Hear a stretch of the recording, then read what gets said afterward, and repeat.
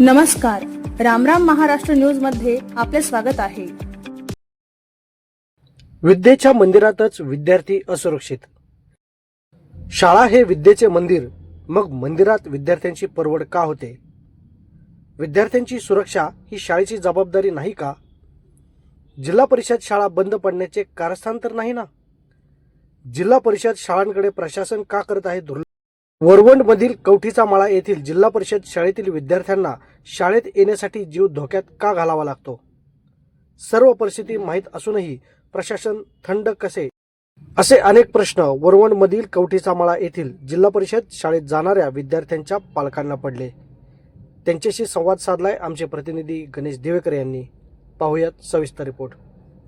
नमस्ते, मी गणेश दिवेकर, रामराम महाराष्ट्र न्यूजमध्ये आपलं स्वागत करतो। मी आहे आता दौंडमधील वरवंड या ठिकाणी।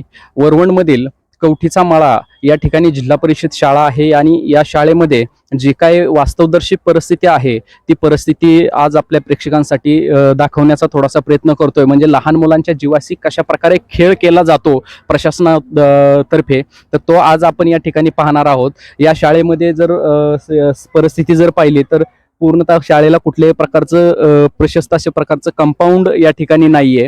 त्यानंतरनं या ठिकाणी जर पाहिलं तुम्ही तर इकडं कॅनल दिसतोय आपल्याला। कॅनलची हाईट खूप कमी आहे, छोटी छोटी मुलं या ठिकाणी असतात।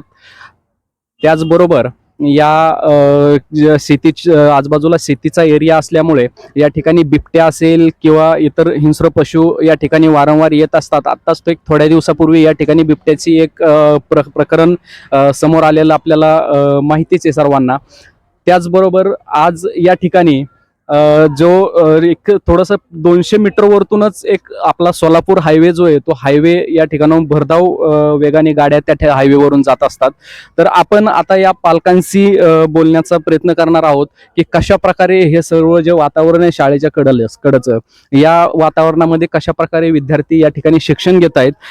काय सांगाल तुम्ही? प्रथमतः तुमचं नाव सांगा आणि ही जी काय तुमच्या शाळेची जी परिस्थिती आहे या परिस्थितीबद्दल थोडीशी माहिती आमच्या प्रेक्षकांसाठी द्या। नमस्कार, मी आनंद दिवेकर। आज मला एक प्रशासनाला विचारायचे की प्रशासनाला एक प्रश्न पडला पाहिजे की इथला विद्यार्थी शाळेत येतोच कसा।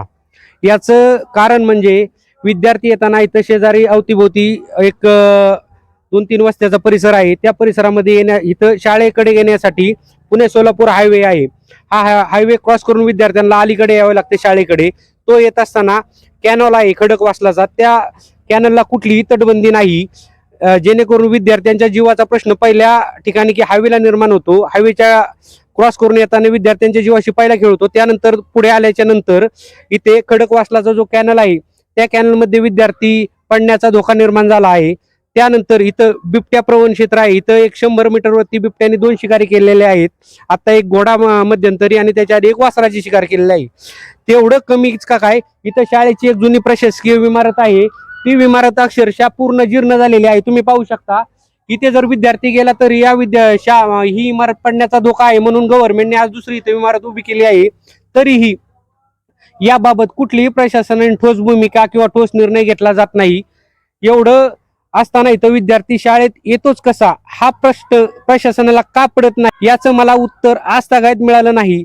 आज विद्यार्थी इथं काय येतो तर फक्त शिक्षण घेण्यासाठी येतो आणि इथला विद्यार्थी हा प्रचंड दहशतीखाली आहे। बरोबर आहेत। आपल्याबरोबर या शाळा समितीचे जे उपाध्यक्ष आहेत, उपाध्यक्ष पण आहेत। तुम्ही या ठिकाणी कधी या सर्व परिस्थितीसाठी कधी प्रशासनाबरोबर किंवा शाळेबरोबर कधी संपर्क साधलाय का? त्यांना कधी या गोष्टीची विचारणा केली आहे का की अशा प्रकारची दहशत या ठिकाणी विद्यार्थ्यांना आहे, विद्यार्थी दहशतीखाली इथं शाळेमध्ये येत आहेत? याची विचारपूस जर मुख्याध्यापक आहेत इथं चौधरी सर यांच्याशी केली असली तर सर बोलायचं की मी पत्रावर केलेलं आहे, गट विकास अधिकारी यांच्याकडे प्रस्ताव टाकलेला आहे। मग या गोष्टीला जवळपास एक 7-8 महिने झाले। त्यानंतर आम्ही आता मागच्या शुक्रवारी 5 तारखेला गट विकास अधिकारी शिक्षणाधिकारी यांच्याकडे गेलो। त्यावेळेस त्यांना विचारणा केली की तुम्ही जे शाळेत सर्वे केला किंवा त्या शाळेचे कंपाऊंडचा विषय काय आहे किंवा ही इमारत झाली जीर्ण झालेली ती पाडायचा काय विचार आहे काय? तर त्यावेळेस बोलले की आमच्याकडे प्रस्ताव आलेलाच नाही असा। मग नक्की आम्हाला समजत नाहीये की मुख्याध्यापकांनी प्रस्ताव पुढे दिलाय का शिक्षण अधिकारी यांनी आम्हाला टोलटोलची उत्तरं देऊन आम्हाला घरी पाठवलंय हे आम्हाला अजूनही समजत नाहीये। नक्कीच, म्हणजे याच्यामध्ये शिक्षक खोटं बोलतायत का शिक्षण अधिकारी खोटं बोलतायत, परंतु या ठिकाणी मात्र जी परिस्थिती आहे जी आपल्याला सर्वांना दिसतीये, विद्यार्थ्यांच्या पूर्णतः जीवाशी खेळ या ठिकाणी चालू आहे आणि हा कुठेतरी खेळ थांबला पाहिजे. विद्यार्थ्यांचा जीव महत्वाचा आहे, जसं शिक्षण महत्वाचं आहे तसं जीवही महत्वाचा आहे. मी गणेश दिवेकर, रामराम महाराष्ट्र न्यूज, दौंड. अशाच नवनवीन बातम्या पाहण्यासाठी आमच्या यूट्यूब चॅनलला सबस्क्राईब करा. फेसबुक आणि इंस्टाग्राम पेजला फॉलो करा.